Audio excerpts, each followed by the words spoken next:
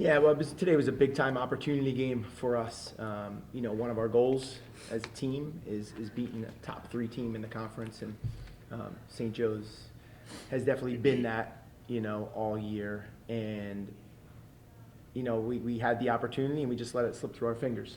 Got off to a great start, but the second quarter, especially the last 5 minutes, and obviously the 9-0 run that they finished the quarter on, was the difference in the game in the end. And when you play a team that's seasoned, veteran, and expects to win, you got to play for 40 minutes.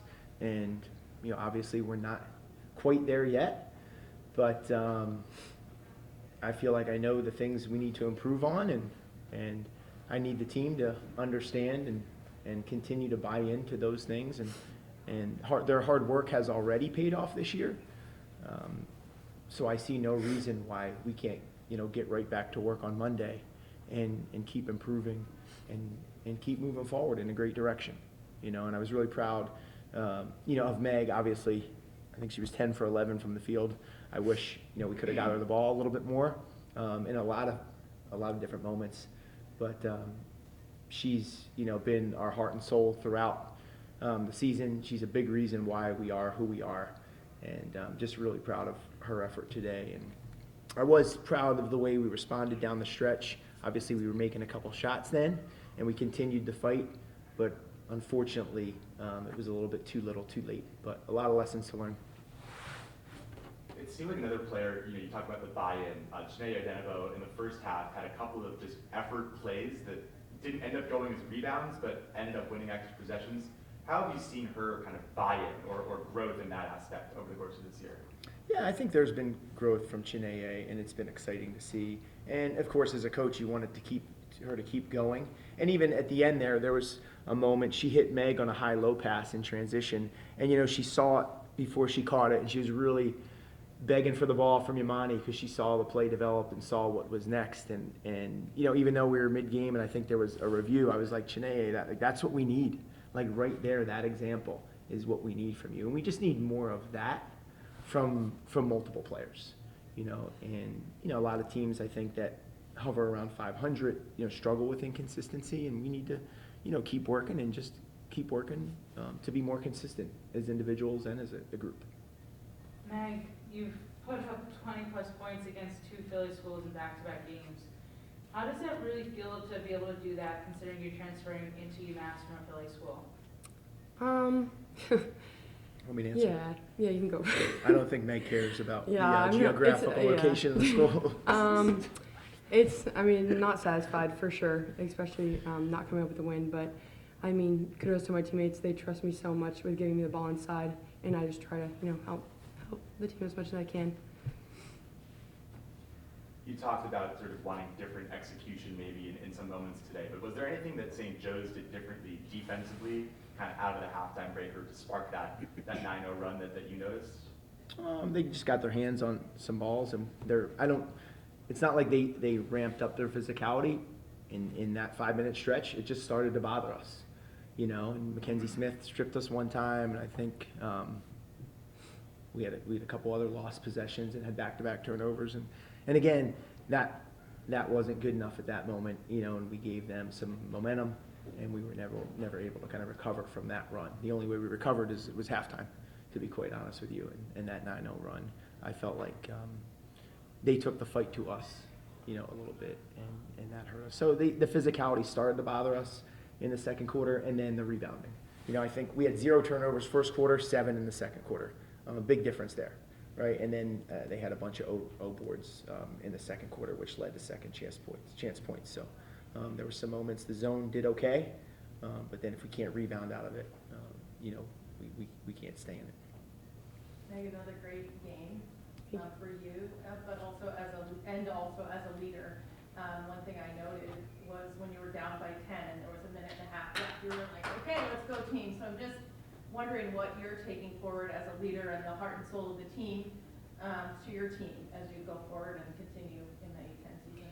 Yeah, like he says, the thing we talk about, like, the game's never over until, the final buzzer. I know Steph likes to have that mindset too, but, you have to stay attentive the whole game. It's not just you can't have another little lull just because there's a timeout or there's, like, a free throw down the other end. take huddles very seriously, and because that's where a lot of refocusing points are. So just kind of keep my foot on the gas with that type of thing. And what do you think what are you going to say to the team or role model for the team so you can get back on track? Yeah, for the next game? learning curve. You know, new group. We played against a very talented, big St. Joe's Hawks. They've been playing together. They've been very consistent. So, you know, just learning and watching film back and working through it. A lot of work to do on Monday. Coach, you guys were able to keep it very close in that first half. What kind of defensive changes did you try to do after St. Joe's was hitting so many threes? Well, guard. We wanted to guard. I mean, I think at half, Laura Ziegler, who's a good shooter, you know, she had made 3 threes, and Mackenzie Smith made 2. I was just really surprised how they were getting them off, to be honest with you. And even to start the third quarter, I mean, Mackenzie Smith missed a 3 in the corner, but we weren't guarding her closely enough. I didn't quite understand that, to be honest with you. So I was really communicating that. I communicated that at halftime. I communicated that in a couple huddles. Like, we got to know who their shooters are. And I thought we did a good job at the last 2 days of practice, knowing personnel. And then we get out there.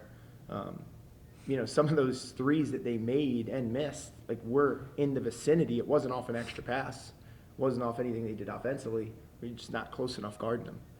I don't know if that's because not taking enough pride in it. We're not trusting our help. But no way I'm letting Laura Ziegler, Mackenzie Smith, Gabby Casey get threes off. Mackenzie Smith hit a 3 in the first half. We're in zone, and they have 1 shooter on the court.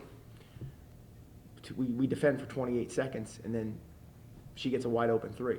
Like, that's the stuff that can't happen if you wanna be that team, you know, for all 40 minutes. And there were just too many lulls, and that did happen. You talked about the physicality a little bit too. It looked like Lily Ferguson played almost bigger than her size today at times. A couple of good steals, a couple noticeable. Did you charge? Did you like her play today off the bench? Yeah, I mean, Lily has earned her role, and I think she has a really good role for us and comes in and makes hustle plays, wins 50-50s, and you know, and rebounds. And I think she adds a lot for us in those minutes. And I think she needs to just keep embracing that and keep doing that. And I celebrate that. And I've celebrated it a number of times this year. You know, Lily's someone that I didn't create that role for her. She earned that role. You know, and I've shared that with the team. You know, people want different roles. We got to earn the role. You know, and Lily is an example of earning the role that she has. You know, and hopefully she's really proud of it. And it certainly makes us better when she's doing those things. Coach, you got really fired up there towards the end of the game, right as the St. Joe's called a timeout. What really was going through your head with that, and also how did you really express that to the team when you guys got to go into that huddle?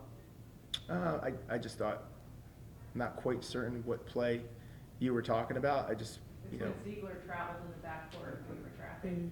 Aaron, who was doing the game, thought Lars Ziegler traveled. I've known Aaron for a couple years. I trust her. And yeah, I just thought there were a couple times where I wanted our aggressiveness to get rewarded, you know, and I thought it didn't. And I was just, you know, letting the officials know that, hey, I thought my opinion on the call, and I think Meg may say otherwise, but you know, once we get in the huddle, that's kind of in the past, and now it's with the team. It's about what's next. You know, and in that possession, I think we were probably trapping the first pass because we wanted to try and create a turnover. So probably just that, but it was, you know, it's exciting. Like I told you last time we were up here, like I really like our team a lot. So it's really easy for me to get excited for them, enthusiastic for them. Yeah, I love them as individuals, and I love the group. So when you have that as a coach, it's really easy to fight for them. Meg, you were on the receiving end of a few great assists from Odenbo today. I'm just curious how you feel your relationship has developed with her on the court specifically, like throughout the year. Yeah, we have conversations on and off the court. I mean, about like how each other play, and she was someone I knew I was going to work very close with. So creating a really good relationship with her. I mean, we just get each other. You know, she sees me, I see her, and yeah, we just like to reward each other. Take one more question if we had it. Yep. Yeah, Coach Duffler, in your preparation for this afternoon's game, did you think about pressing earlier in the game, and what was your assessment of the press today? Well, the last 2 teams we played, yeah, we've really started games. I mean, pressing has become a lot about who we are, you know, defensively on made baskets. And, And I've been really pleased with it this year, and I think for a team like St. Joe's, it just gives them less time to work with in the half court. And St. Joe's runs a lot of sets. Again, they're a very veteran team. There's probably 20 set offenses we could cover, which we don't have time to in 2 practices. So I wanted to just take some time off the court, off the clock. The last couple teams we have played have just put some people in the deep corner and, try and just throw it long on us and expose that. And that was something we looked at and we tried to adjust defensively. They did get that. They threw it over the top a couple times. So, but pressing's been a part of who we are, and there are teams that try and break it in different ways. So we talk about that on film or at practice. But again, sometimes it's to turn a team over, and other times it's just to take some time off the clock so we don't have to defend for a full 30 seconds. All right, thanks everyone. Thank you. Thank you. Thank you.